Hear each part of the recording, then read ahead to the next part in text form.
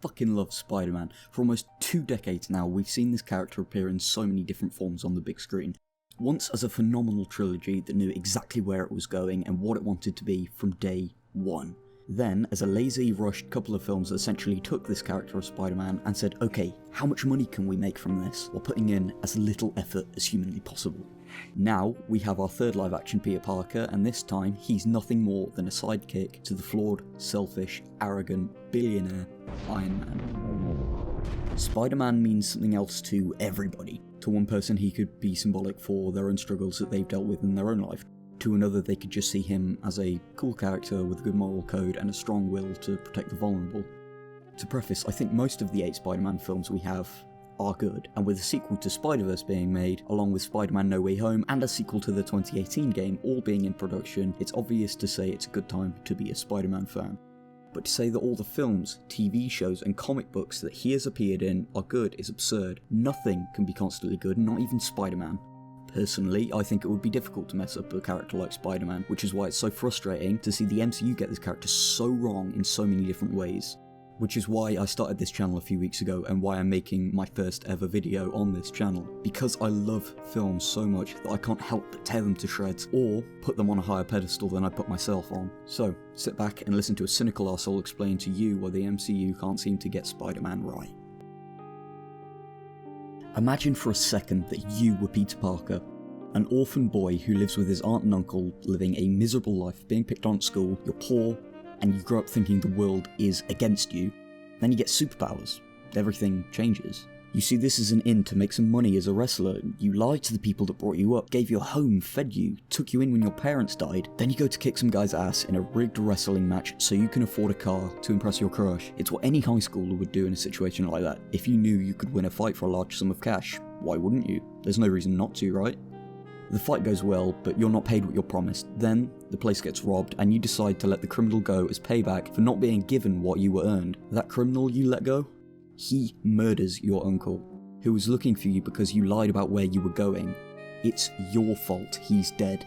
You could have stopped the criminal, but instead you chose to be selfish and arrogant, and that directly causes the death of a loved one. It is your fault. After this, what do? You keep earning money in a rigged wrestling match, cause the death of perhaps more people you care about? Or do you use your power responsibly to protect the people that are at risk of losing their Uncle Ben? Essentially, what this summary of the Webhead's origins was concluding to was the fucking incredibly iconic line delivered by the late Cliff Robertson. With great power comes great responsibility. Possibly the greatest Spider-Man series ever put to film is the trilogy made by the god himself, Sam Raimi.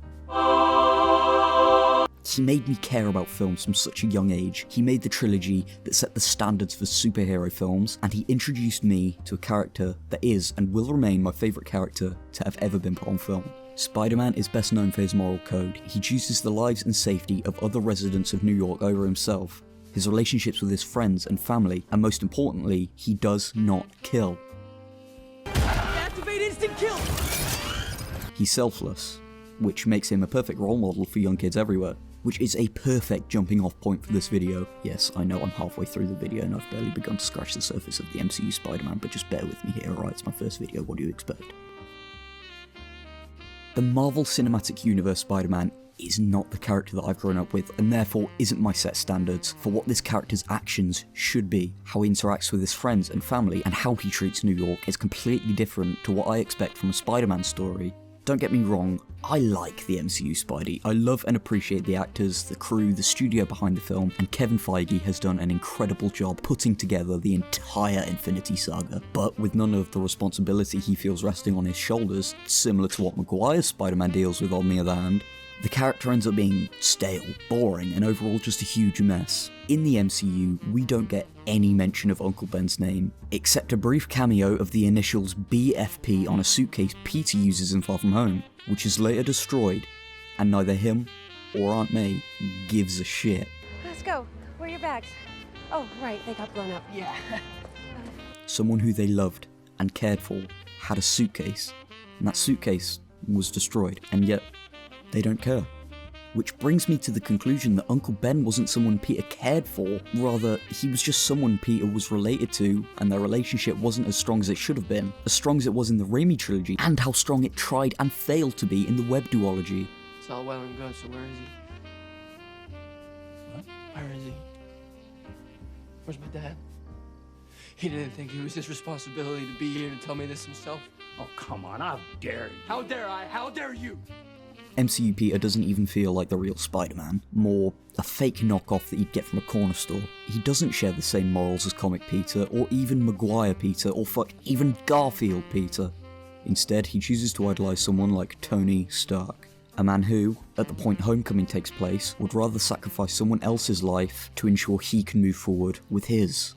This is not who Peter should look up to, instead it should be, and I can't even believe I have to say this, Captain America, Steve fucking Rogers. Think about it, these two characters are remarkably alike. They would both make the sacrifice play in a heartbeat if it ensures the safety of just one other person, and they put everyone else before themselves. Throughout the Marvel Cinematic Universe, we even see Steve Rogers constantly feeling this need to protect his lifelong friend Bucky Barnes, even when he doesn't want or need protection. Here is a somewhat brief rundown of all the things Steve did for Bucky throughout the Infinity Saga. He saved Bucky and 400 other soldiers in Captain America: The First Avenger. He later went on to liberate Bucky from the same organisation who tortured and abused him for 70 plus years.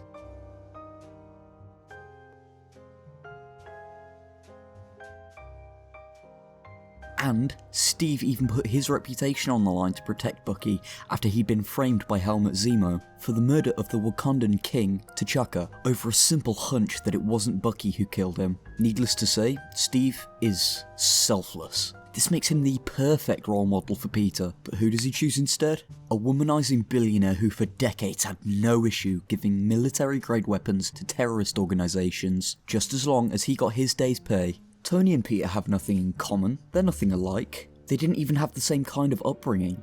And it gets under my skin to see Peter feeling the need to brown-nose Tony just because he has the childish dream of becoming an Avenger, and that having a relationship with Tony is his ticket to becoming the hero that he's always wanted to be. There is this amazing line in Spider-Man Into the Spider-Verse as said by old Peter Parker from the alternate dimension: "You have to think about saving one person." This is a lesson Miles takes forward after watching his uncle die.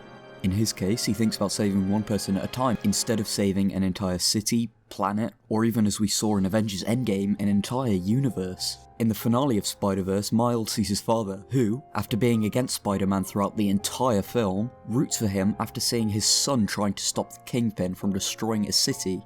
Miles uses the motivation from his father to become the hero he is destined to be. Side note, I fucking love Spider-Verse. Spider-Man in the MCU, on the other hand, would rather think about what he can do to impress Tony Stark. He doesn't act based off a careless decision he made in the past, nor is he motivated to save others because he feels the need to protect the city. Nope. The MCU Spidey's motivation is to become an Avenger, and that's it. And in Avengers Infinity War, he gets what he wants. Peter becomes an Avenger. It doesn't feel earned.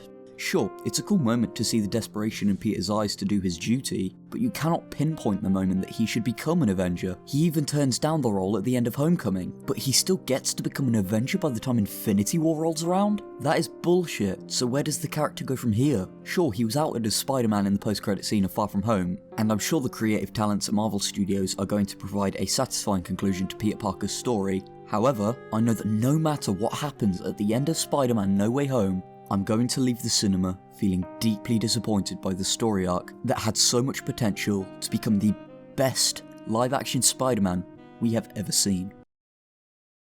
Thank you for listening to me ramble on about something that doesn't even matter for like 15 minutes. If you want to subscribe, please do. It really does inspire me to make similar content to this, and maybe even like and comment if you want, but for now I've been Cosmic Films, and I will see you later.